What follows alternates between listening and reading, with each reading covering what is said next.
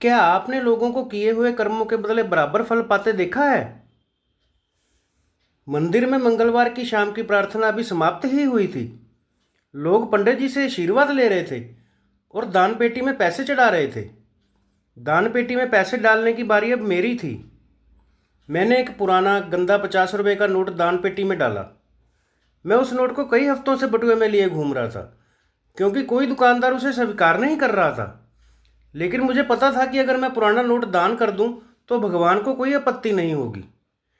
जैसे ही मैंने पुराने नोट को डिब्बे के अंदर रखा और मुड़ा, पीछे से किसी ने मेरे कंधे को छुआ और दान के लिए मुझे 500 रुपये का नोट थमाया। मैंने अनुरोध का पालन किया और 500 का नोट पेटी में डाल दिया। यह 500 रुपये का नोट नया और खस्ता था। मैं दोषी महसूस करने लगा कि मैंने दान पेटी में एक गंदा नोट डाल दिया था। जब मैं मंदिर से बाहर निकला तो मैं उस आदमी के पास पहुंचा जिसने 500 रुपये का दान दिया था।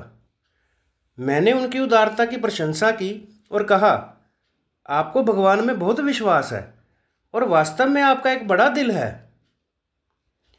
यह सुनकर वह असमंजस में पड़ गया। मैंने कहा, आप ही ने मुझे 500 रुपये का नोट दान पेटी में डालने के लिए दिया था ना? वह मुस्कुराया और कहा, नहीं, वह नोट तुम्हारी पैंट की पिछली जेब से गिर गया था।